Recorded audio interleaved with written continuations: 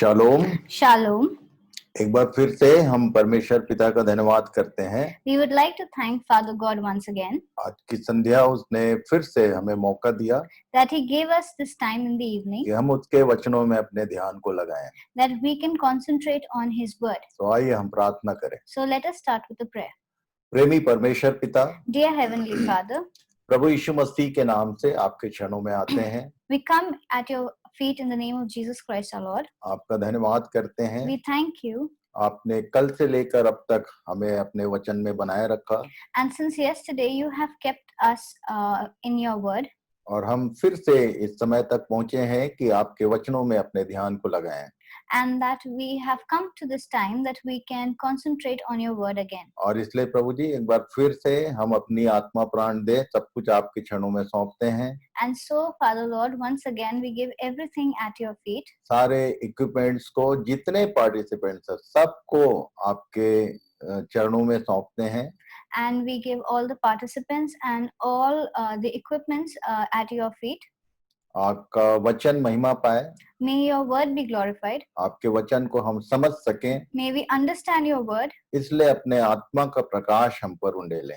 And so please pour your light of wisdom on us. हम धन्यवाद करते हैं। We thank you. सब बातों में सारी महिमा आपको देते हैं। And in everything we give you और ये glorification. प्रार्थना हमारे प्रभु यीशु मसीह के नाम से मांगते हैं। And we ask this prayer in Jesus Christ our Lord. आमीन। Amen. तो फिर से आज की संध्या आप सबों का इस संध्याकालीन अध्ययन में स्वागत है। So we would like to welcome you again in this evening Bible session of ours. और जहां तक हम पहुंचे थे पिछले सेशन में वहीं से आगे बढ़ेंगे। And we are going to continue from where we had left last time. हम लोगों ने पढ़ा था revelation chapter 19 and 5 and 6। We had read Revelation 19 verses 5 and 6. प्रकाशित वाक्य 19 अध्याय उसके 5 और 6 को पढ़ के हमने छोड़ा था। We had read and we had stopped there. और ये इवेंट जो है, ये 19 अध्याय शुरू हुआ है, स्वर्ग में कुछ हो रहा है।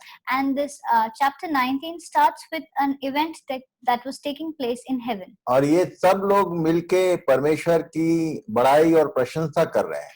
And these people are singing praises to the Lord. मैं 19 अध्याय के एक पद से आगे जब पढ़ा, And when I read from Revelation 19:1 onwards, तो सारे वर्सेस जो है वो परमेश्वर की स्तुति से भरे हुए हैं।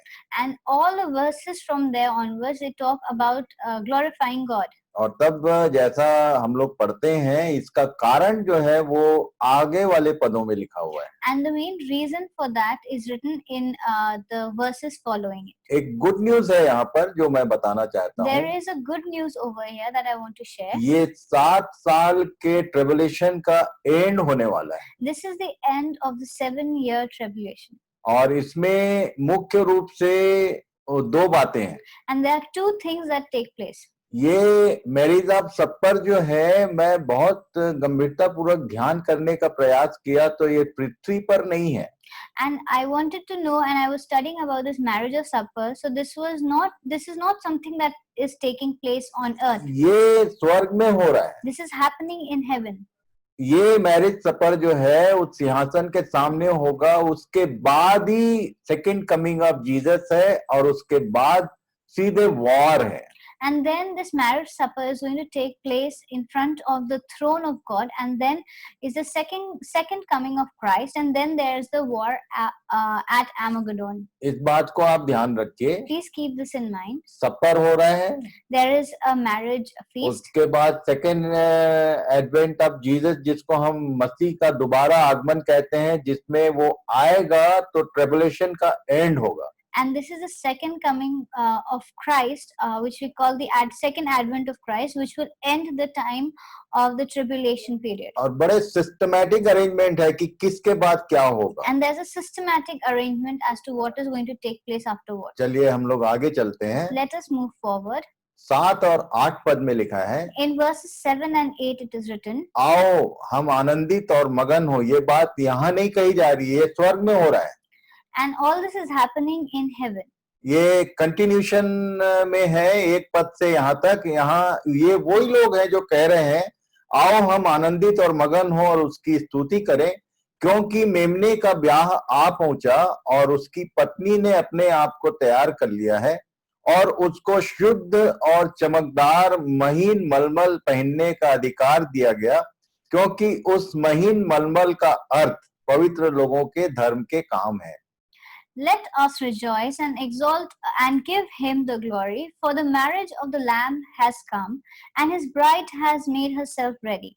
It was granted her to clothe herself in fine linen, bright and pure, for the fine linen is the righteous deeds of the saints. इस बात को याद रखना आप, So please remember this. शुरू से मैं बोलते आ रहा हूँ I have been telling this from the beginning. कि ये जो दुल्हन है, इसका वस्त्र, इसका जो ब्याह का वेडिंग ड्रेस जो है, वो पवित्र लोगों के धर्म के काम है।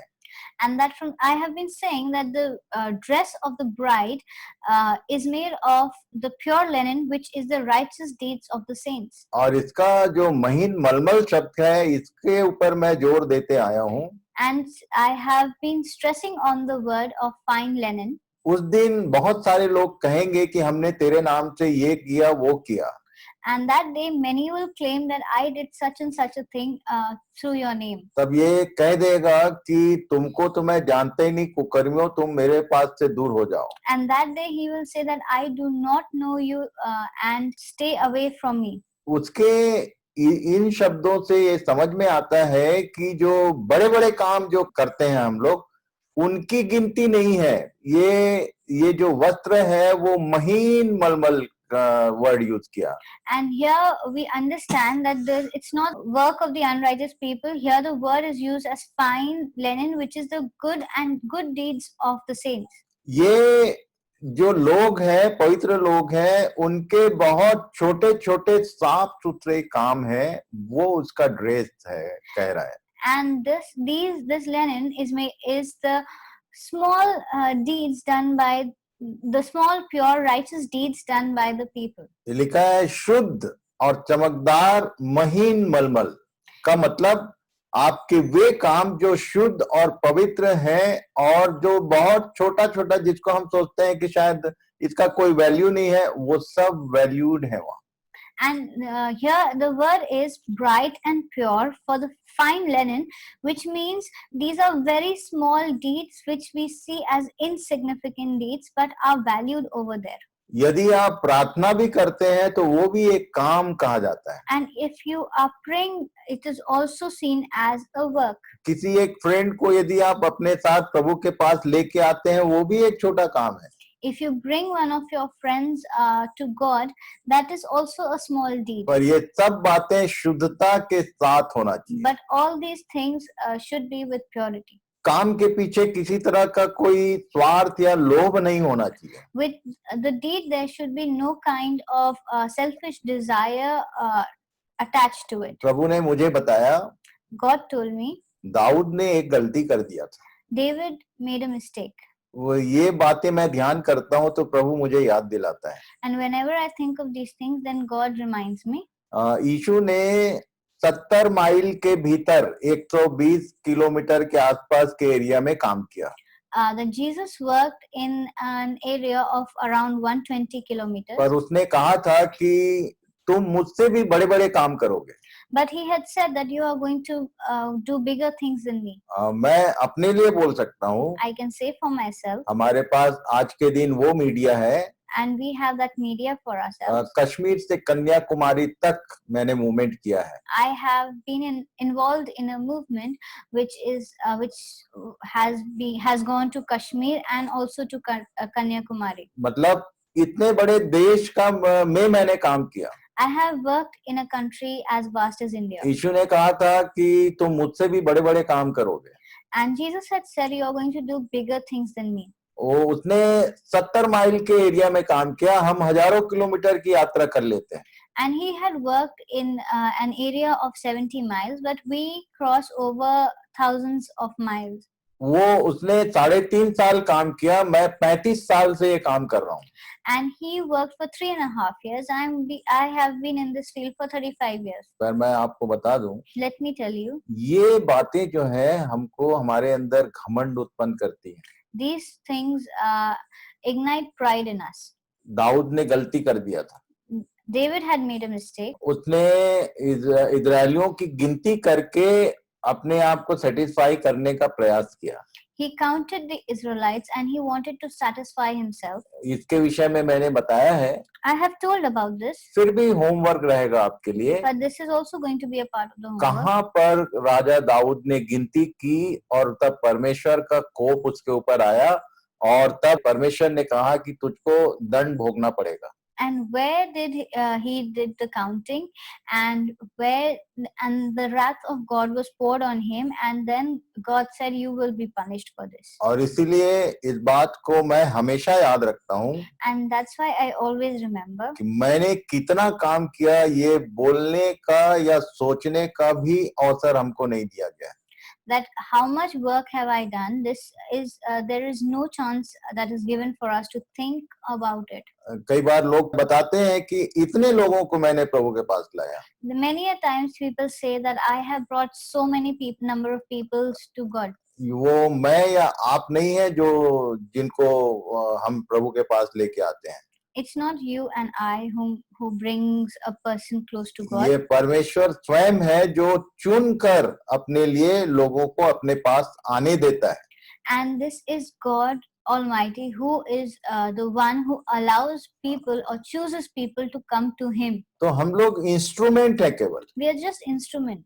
और कोई भी इंस्ट्रूमेंट अपने से अपनी बड़ाई करने का हक नहीं रखता है। And none of the instruments have the right to exalt himself. आपके पास कितना भी महंगा कार हो, You might have an expensive car. वो अपने से नहीं चल सकती। It doesn't work on its own. आप कितने भी प्रतिष्ठित व्यक्ति क्यों ना हो, जो भी आप करते हैं प्रभु मुझे बताता है कि बेटा तू अपने से कुछ नहीं कर सकता।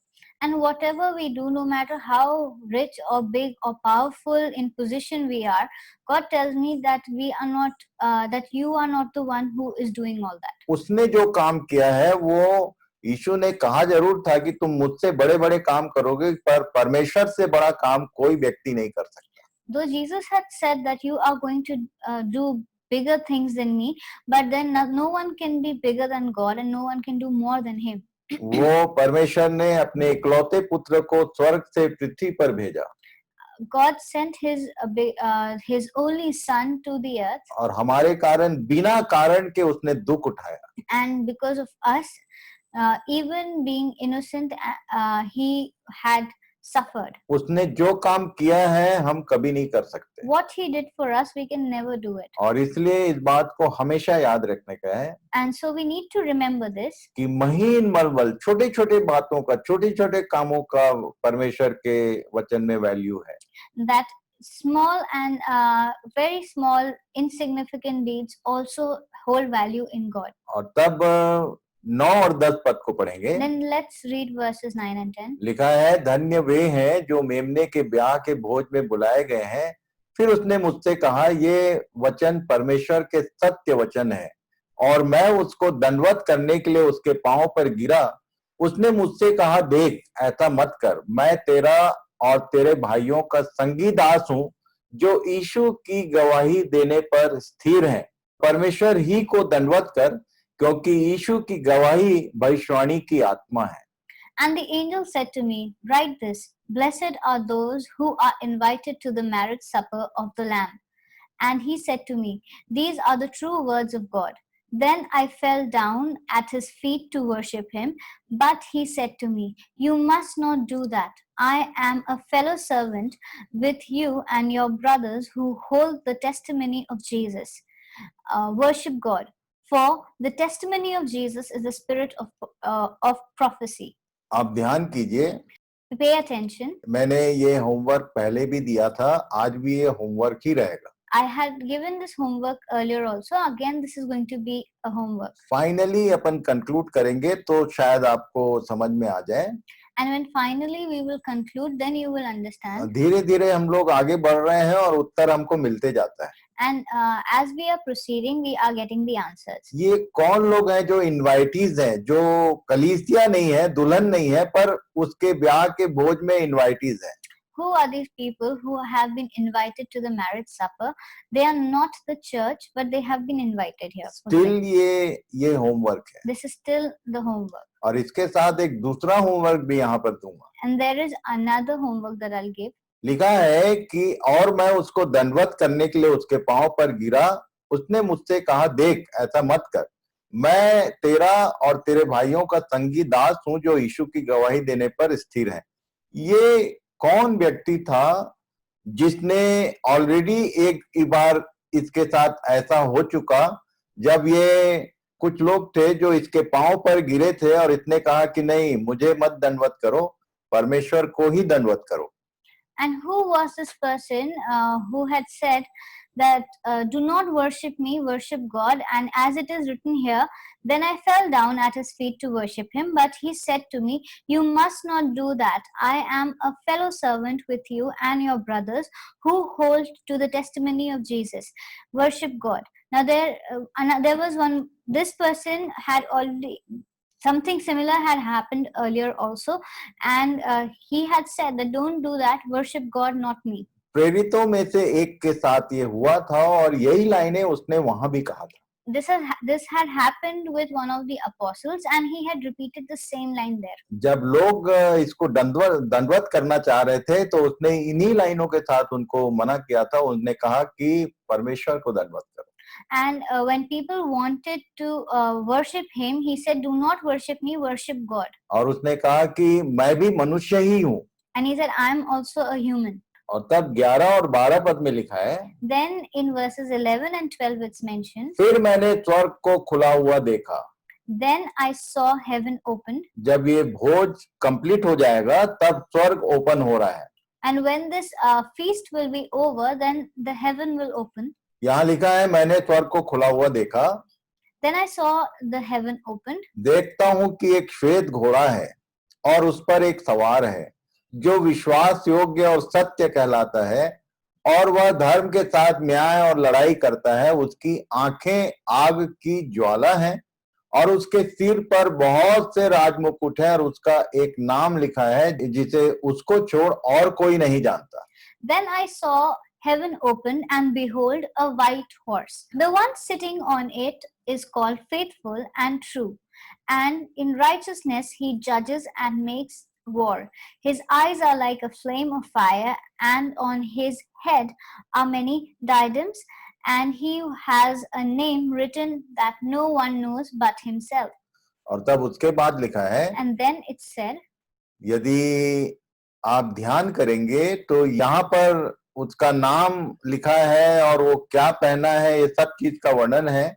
और उसका नाम पवित्र वचन है.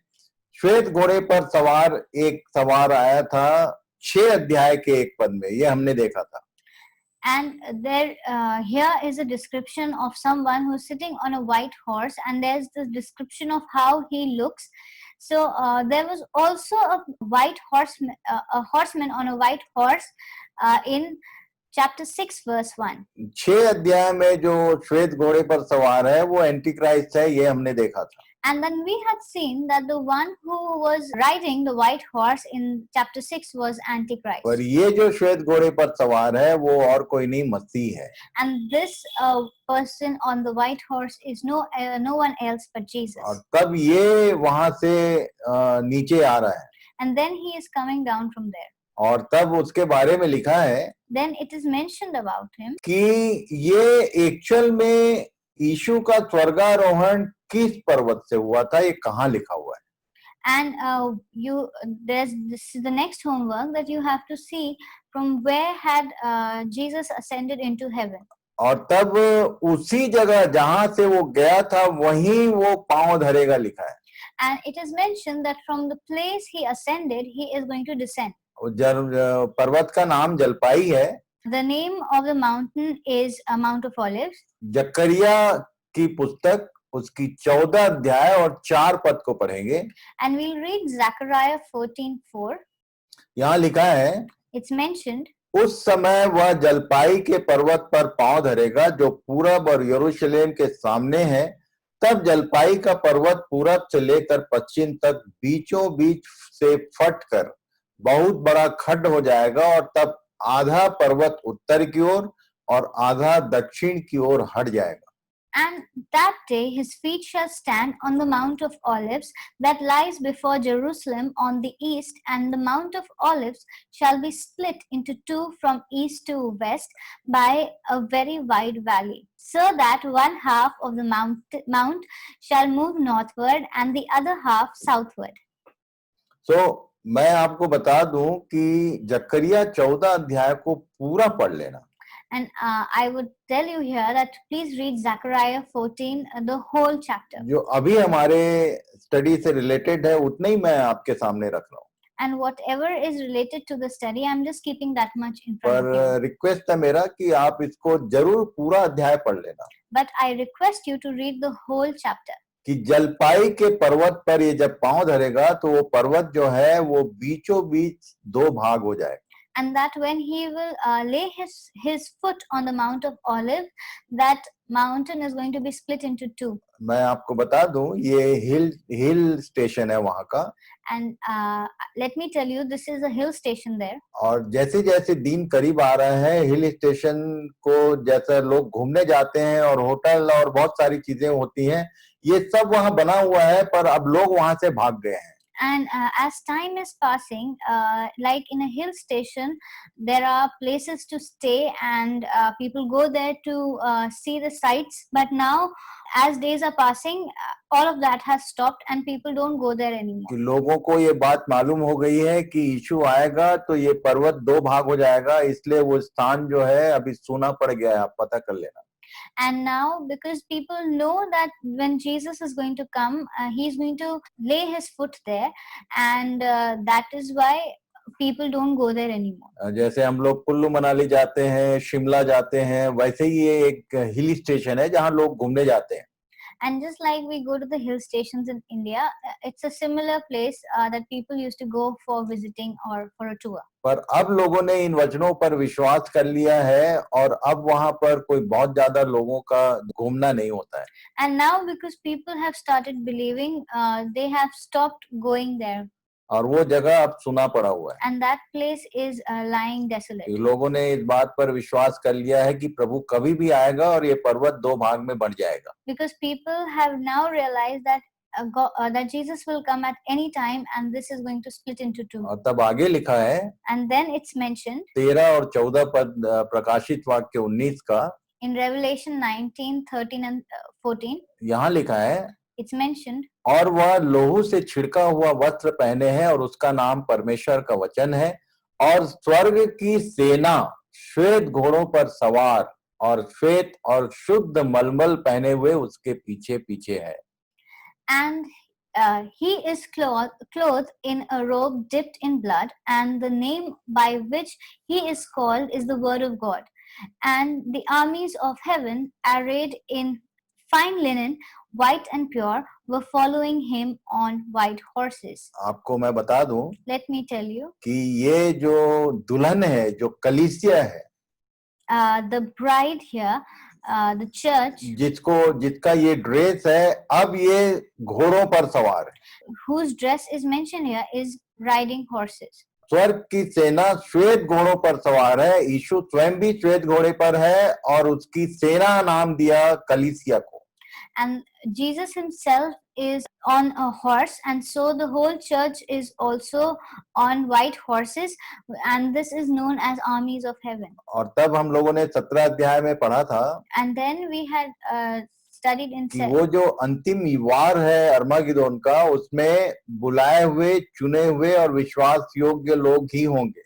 that in chapter 17 we had learned that in the war of Armageddon there are going to be the called out, the chosen, and the faithful who are going to participate. एक बार फिर से मैं आपको याद दिलाऊं Let me remind you कि पौलुस ने तिमुथियुस को एक पत्री में लिखा, that Paul had written a letter to Timothy. दूसरा तिमुथी 2 उसके 1 से 4 पद तक पढ़ेंगे। We'll read 2 Timothy 2, 1 to 4. इसको ध्यान से सुन लो आप। please pay attention. कि वो जो सेना कह रहा है, सेना में आप शामिल कैसे होंगे? And how are we going to be a part of the army? थोड़ा प्रार्थना कर लिया, थोड़ा बाइबल पढ़ लिया और थोड़ा आजकल 1 घंटे समय दे दिया तो आप उस सेना के सैनिक नहीं हो सकते। Praying a little bit, reading a little bit, giving time to a Bible study for an hour or so. This is not how one is going to be a part of the army. यहाँ लिखा हुआ है, Here it is ये mentioned. Lockdown क्यों किया, इसका उत्तर बार-बार आपको मिल रहा है। And why has this lockdown taken place? The answer is coming time and again to us. दूसरा तीमुथियुस 2 अध्याय उसके 1 से 4 तक हम पढ़ रहे हैं। We are reading 2 Timothy 2:1-4. इसलिए हे मेरे पुत्र, तू उस अनुग्रह से जो मसीह यीशु में है बलवंत हो जा, और जो बातें तूने बहुत गवाहों के सामने मुझसे सुनी है उन्हें विश्वासी मनुष्यों को सौंप दे जो औरों को भी सिखाने के योग्य हों। मसीह यीशु के अच्छे योद्धा की नाई मेरे साथ दुख उठा। जब कोई योद्धा लड़ाई पर जाता है तो इसलिए कि अपने भर्ती करने वाले को प्रसन्न करे, अपने आप को संसार के कामों में नहीं फंसाता। You then, my child, be strengthened by the grace that is in Christ Jesus, and what you have heard from me in the presence of many witnesses, entrust to faithful men, who will be able to teach others also. Share in suffering as a good soldier of Jesus Christ. No soldier gets entangled in civilian pursuits, since his aim is to please the one who enlisted him. ये line पौलुस ने क्यों लिख दिया था? Why had Paul written this line? मसीह यीशु के अच्छे योद्धा की नाई दुख उठा। That share in the suffering as a good soldier of Christ Jesus. Armour जो होता है वो सिटी नॉर्मल सिविल व्यक्ति जैसा नहीं होता है। That a warrior is not like a civilian. आप देखना कि जैसे ही मिलिट्री में कोई ज्वाइन करता है, That if you see that as soon as someone joins the तो army, उनके अपने बाउंड्री के भीतर जो कुछ है उनमें उनका इन्वॉल्वमेंट होता है, पर वो संसारी व्यक्ति या संसारी लोगों के समान पिक्चर देखना या और कोई बाजार में घूमना ये सब नहीं होता है। that there is a limited boundary within which they have to work. They don't normally do things that all civilians do. आप इस बात को जांच के देख लो। You can search and see मसीह यीशु के अच्छे योद्धा की नाई मेरे साथ दुख उठा। that share in the suffering as a good soldier of Christ Jesus. आपको मैं एक बात बताऊं यहाँ पर, Let me tell you something. कि किसी भी देश का जो बेस्ट जो ISI ये जो मार्क वाला जो सामान होता है वो मिलिट्री कैंटीन में मिलता है। That in any country the best of the services and products are in the army canteen. किसी भी आर्मी को देश का उस राज्य का सबसे अच्छा से अच्छा चीज दिया जाता है। That every army in every country is put into the highest position and they are given the best of all things. तो आप क्या सोचते हैं कि हम लोग यदि आर्मर बनेंगे, परमेश्वर के ये मसीह यीशु के योद्धा के समान होंगे, तो हमको परमेश्वर की जो भी उत्तम से उत्तम चीजें उसका हकदार है वो हमको बनाता है। And then when we join the army of God and become a good soldier in the army of God, then He is going to give us the best of all things. तो ये तो खुशी की बात होनी चाहिए, पर ये तीमुथियुस को बोल रहा है कि मेरे साथ दुख उठा। But this should be something which makes anyone very happy. But then here Paul is telling Timothy, share in the suffering. ये दुख उठाने का मतलब क्या है? What is the meaning of suffering? अपने आप को संसार के कामों से अलग रखो। ये बहुत दुखदाई है कि अपने को संसार से बाहर कर लेना, पर ये बहुत जरूरी है कि हम अपने आप को संसार से अलग रखें। And what this means is that we need to keep ourselves away from the worldly things, and it is difficult and it's like a suffering to keep ourselves away from all that is going around. अभी बहुत सारे मसीही लोग इसलिए प्रार्थना में लग गए हैं कि प्रभु ये समस्या का हल कर। And now many of the Christian fellows, they have many of the Christian brothers have fallen into this situation where they are praying that please take control of the situation. ये जो क्राइसिस है इसके लिए प्रार्थना कर रहे हैं कि प्रभु इसको जल्दी दूर कर कि हम संसार में फिर से अपने कामों में जा सकें. And they are praying that God, please take this situation away so that we can go back to the world and do our work. मैं उनके लिए ये बात कह रहा हूँ. I'm talking about those persons. ये इस बात को याद रखना आप. Please remember this. Being armour, जब योद्धा के नाई एक व्यक्ति अपने आप को दे देता है तो इसलिए कि अपने भर्ती करने वाले को प्रसन्न करे, अपने आप को संसार के कामों में नहीं फंसाता. Being a soldier, one should not engage himself in civilian works or pursuits, since the main aim of a soldier is always to please the one who has enlisted him. और जिसको परमेश्वर अपनी सेना नाम दिया है यहाँ प्रकाशित वाक्य में, उसको उसने देखा ध्यान से कि ये तो सारे लोग संसार में मगन हैं.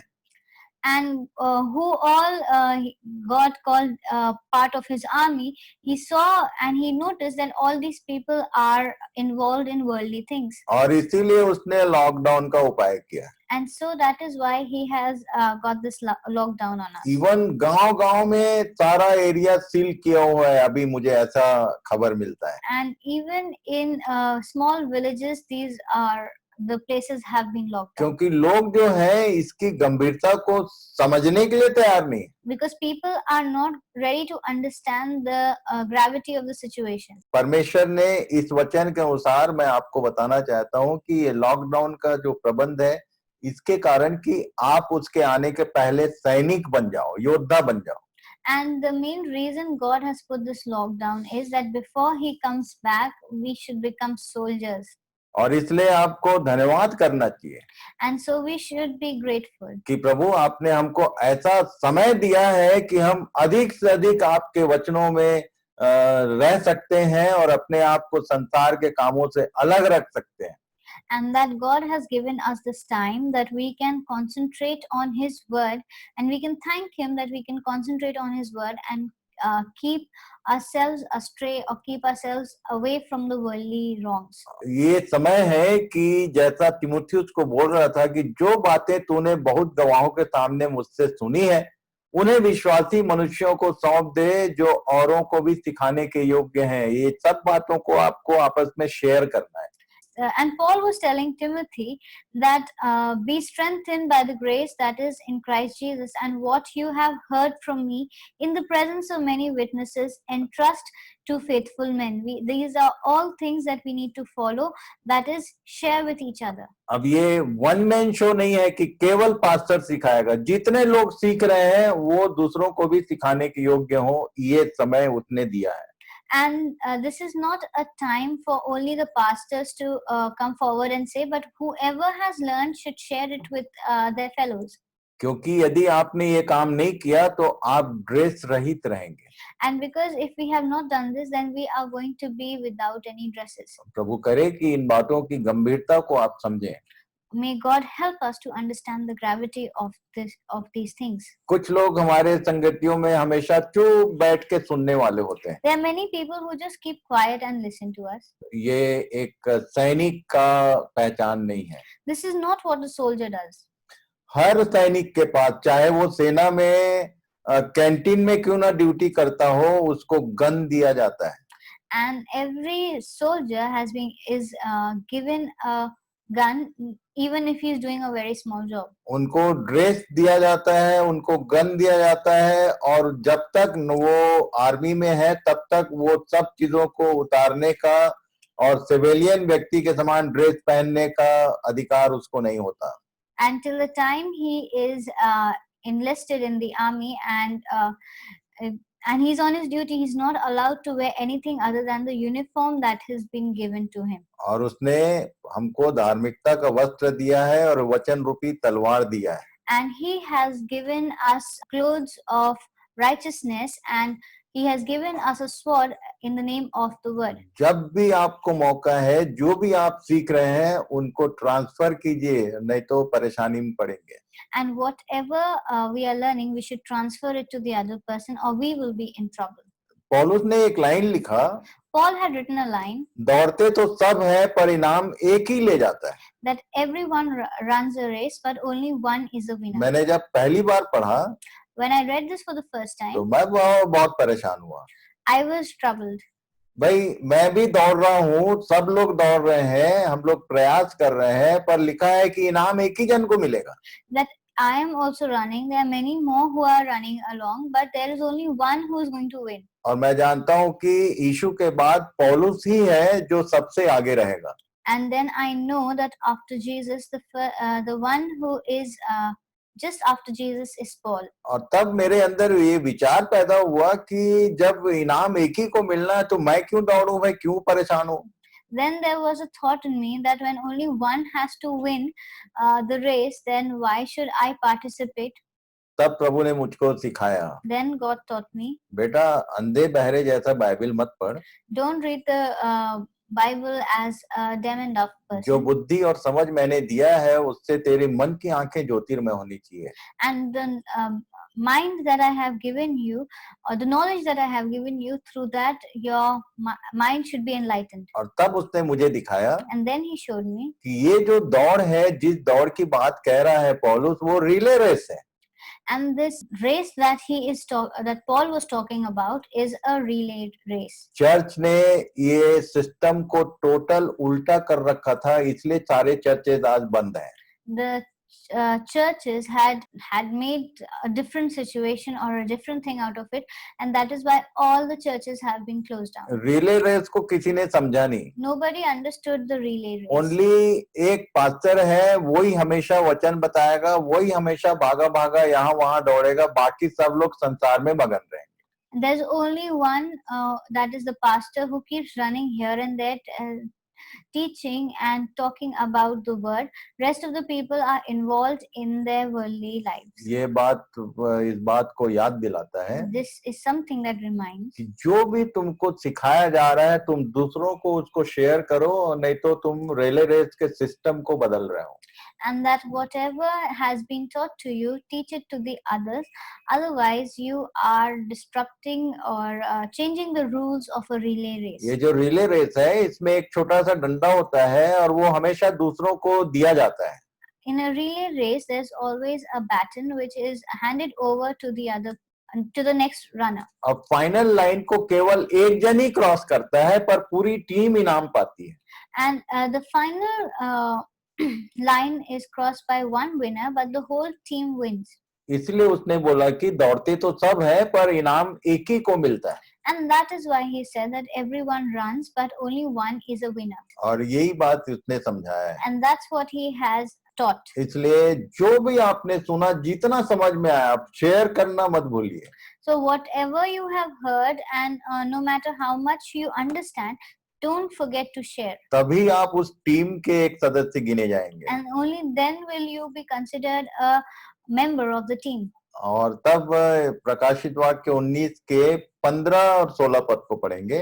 Then we'll move forward and read Revelation 19, 15 and 16. और जाति जाति को मारने के लिए उसके मुंह से एक चोखी तलवार निकलती है और वह लोहे का राजदंड लिए हुए उन पर राज्य करेगा, और वह सर्वशक्तिमान परमेश्वर के भयानक प्रकोप की जलजलाहट की मदिरा के कुंड में दाख रौंदेगा, और उसके वस्त्र और जांघ पर यह नाम लिखा है, राजाओं का राजा और प्रभुओं का प्रभु।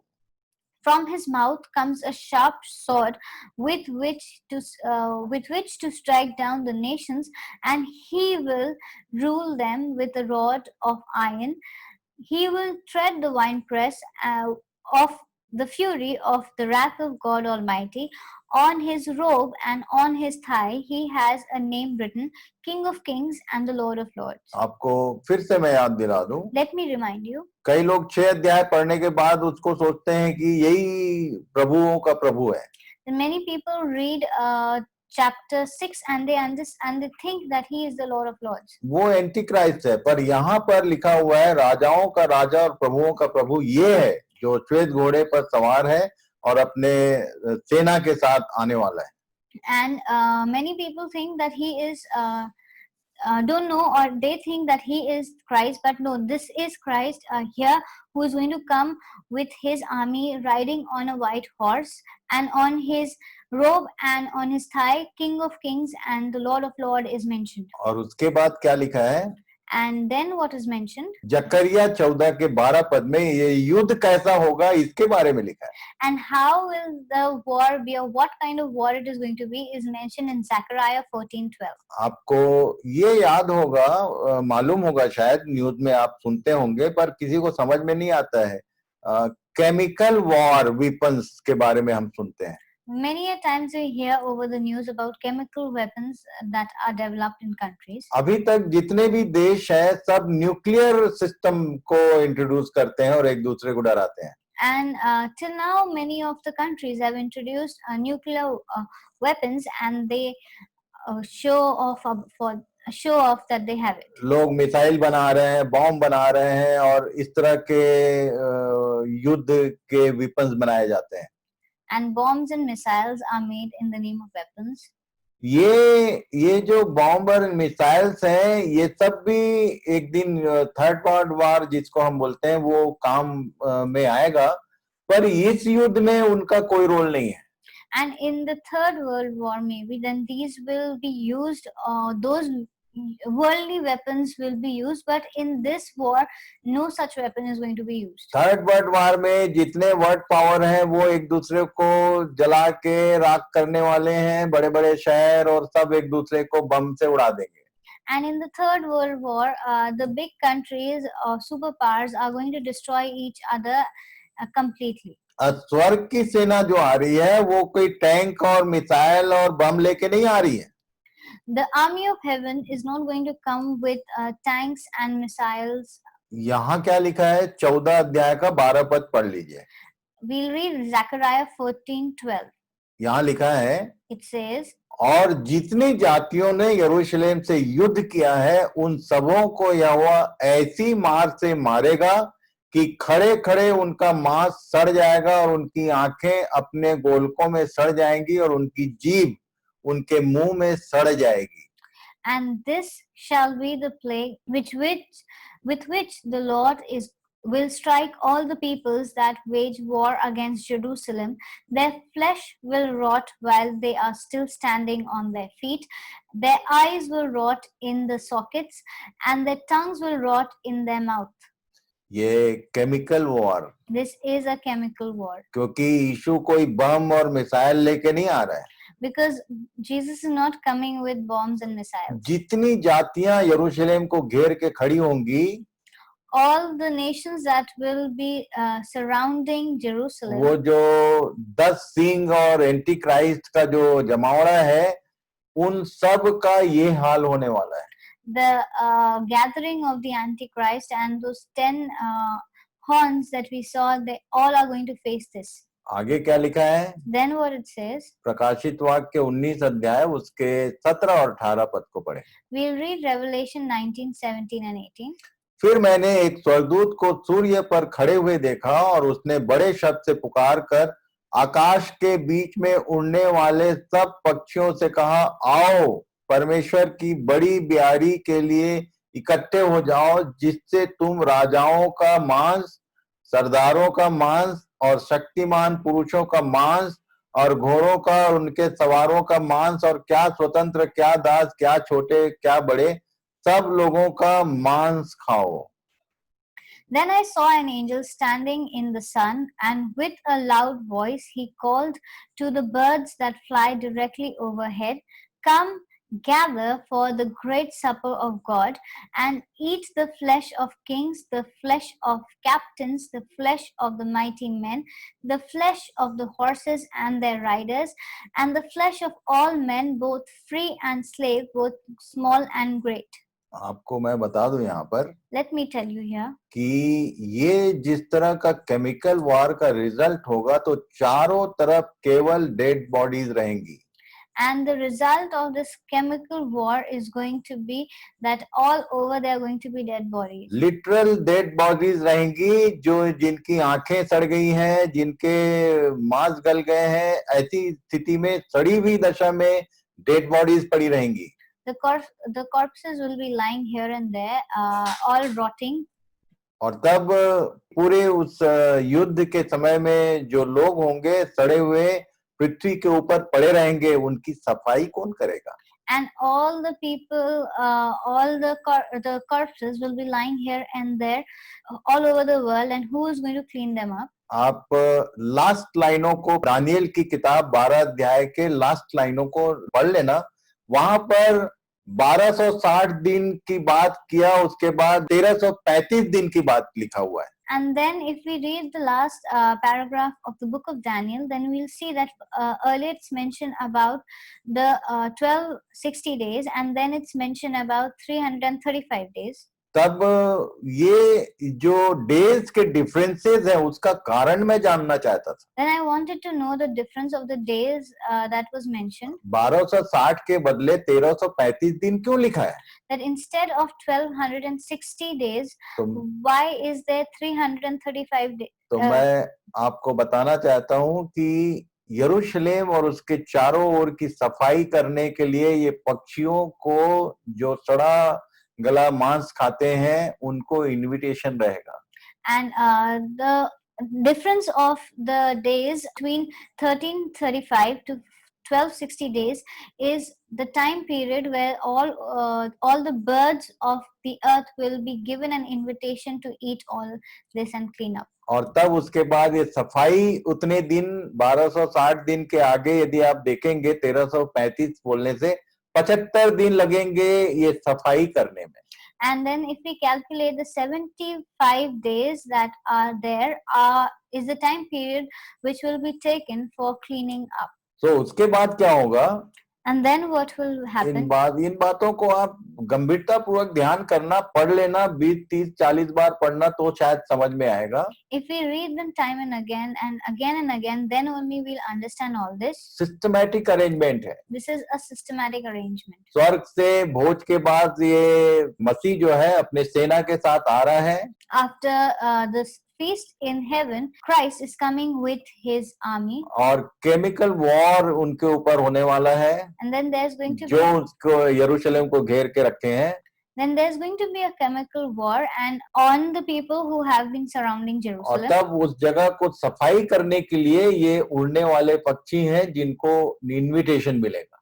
And then to clean up after the war, all the birds will be invited to clean it up. और उसके बाद आगे लिखा हुआ है, And then it says, 19 और 20 पद को पढ़ेंगे। we'll read verses 19 and 20.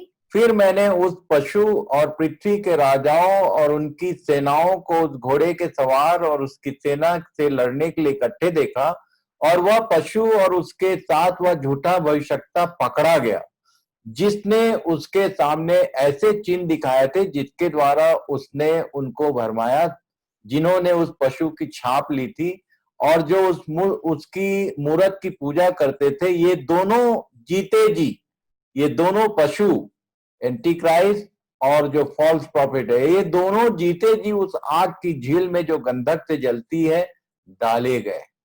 And I saw the beast and the kings of the earth with their armies gathered to make war against him who was sitting on the horse and against his army. And the beast was captured, and with it the false prophet, who in its presence had done the signs by which he deceived those who had received the mark of the beast and those who worshipped its image. ये दोनों जो पशु हैं, इनके साथ जो लोग इकट्ठे हैं वो तो मारे गए और पक्षियों के द्वारा उनका भक्षण हुआ, उन लोगों ने उसको खा लिया है। अब ये दोनों पकड़े गए और लेक ऑफ फायर में डाले गए। सबसे पहले आग की झील में जाने वाले ये दो ही लोग हैं। And the rest of the army that was with them has been destroyed, and they have died, and the birds are going to eat their flesh to clean the earth. And these two, that is the Antichrist and the false prophet, they will be captured and they will be thrown alive into the lake of fire that burns with sulfur. ये 7 साल के and में ये सारी बातें होने वाली। This is going to happen at the end of 7 years. और उसके बाद क्या है? Then what is going to happen? 21 पद को पढ़ेंगे। We'll read Revelation 19:21. और शेष लोग उस घोड़े के सवार की तलवार से जो उसके मुंह से निकलती थी मार डाले गए, और सब पक्षी उनके मांस से तृप्त हो गए। And the rest was slain by the sword that came from the mouth of him who was sitting on the horse, and all the birds were gorged with their flesh. और इसलिए And so, आज के दिन एक बार फिर से हम परमेश्वर पिता को धन्यवाद करते हैं and we would like to thank Father God once again कि इस तरह से ये जो 7 साल के क्लेश का समय है वो समाप्त होने वाला है and that like this, that 7-year tribulation is going to come to an end. और उसके बाद हम लोग 20 अध्याय में एंटर करेंगे And we'll enter chapter 20. 20 अध्याय को आप लोग अच्छे से पढ़ लेना We'll read Revelation 20 very well. बहुत सारे इवेंट्स वहां पर हैं A lot of events take place. और उसके बाद 21 और 22 अध्याय है And then is chapter 21 and 22. एक बार फिर से मैं बता दूं Let me tell you again. Bible में उत्पत्ति की पुस्तक में पहले और दूसरे चैप्टर में शैतान का कहीं वर्णन नहीं है And in the Bible, the first and second chapters of Genesis have, or of the whole book of Bible, they do not mention about Satan. और तब तीसरे अध्याय में शैतान की एंट्री है Then we see the entry of Satan in the third chapter. और 20 अध्याय में उसका एंड होने वाला है And in Revelation 20, the end of Satan is seen. और तब 21 और 22 अध्याय में फिर से शैतान रहित पृथ्वी होगी And then in chapter 21 and 22, the earth will be free of Satan. ये बाइबल की मिस्ट्री है This is the mystery of Bible. कि शुरू के 2 अध्याय और प्रकाशित वाक्य की पुस्तक के आखिरी के 2 अध्याय इसमें शैतान का कोई अस्तित्व नहीं है In the beginning of the first 2 chapters of the Bible and the last 2 chapters of the Bible, there is no mention of Satan. This is like a mystery of the Bible. पर उत्पत्ति 3 अध्याय से लेके 20 अध्याय तक शैतान के कामों का ये पूरा लेखा जोखा है वो कैसे काम करता है कैसे मनुष्यों के बीच में काम करता है इसकी पूरी जानकारी बाइबल देती है And from Genesis 3 to Revelation 20, how Satan works, it is a complete testimony, or it's the complete book has many incidences how he works among people. और यही कारण है जिसके कारण शैतान जो है कुछ न कुछ करके एक मनुष्य को बाइबल पढ़ने से दूर रखता है And this is also one reason because of which the Satan tries different ways to avoid people from reading the Bible. तो जितने लोग जो बाइबल नहीं पढ़ते हैं वो शैतान के कारनामों को कभी नहीं जान सकते And the people who do not read the Bible do not know what Satan can do. जितना ज्यादा आप बाइबल पढ़ेंगे उतना आप परमेश्वर के विषय में और शैतान दोनों के विषय में आपको जानकारी मिलेगी And the more we read the Bible, the more we'll understand about Satan, and also we'll know more of God. ये 3 अध्याय से लेके प्रकाशित वाक्य के 20 अध्याय तक यदि मैं कहूं कि ये शैतान के काम करने के तरीके का वर्णन करती है Bible And I can say that from chapter 3 of Genesis till Revelation 20, the whole everything that is mentioned is about how the devil works. परमेश्वर काम करता है उसके अगेंस्ट में फिर शैतान काम करता है Whenever God works, then there is Satan who works in an adversary of him. पहला अध्याय में लिखा है कि तब परमेश्वर ने आकाश और पृथ्वी की सृष्टि की And in the first chapter, it is mentioned that God created the heavens and the earth. और दूसरे पद में लिखता है कि शैतान ने कैसे इस पृथ्वी को बेडौल और सुनसान कर दिया And then in the second verse, it is written that the earth was formless and void. This was how Satan had left it. हमेशा परमेश्वर अच्छा काम करता है That whenever God does a good thing, और शैतान उसको बिगाड़ने में परमेश्वर के कामों को खराब करना है and the main agenda of Satan is to destroy the good works of God. और इसलिए आप इसको सावधानी से इन बातों को ध्यान रखें So keep these things in mind. कि परमेश्वर क्या करता है और शैतान क्या करता है That what God does and what Satan does. तो प्रभु इन वचनों के द्वारा आपकी सहायता करें That God, through these words, may He guide you. गंभीरता पूर्वक आप 20 अध्याय को पढ़ के कल फिर से वापस हम लोग अध्ययन में मिलेंगे And please read Revelation 20 and we'll meet tomorrow. तो एक बार फिर से प्रभु आप सबों को आशीष दे God bless you all. Thank you very much Thank you very and much good night and good night.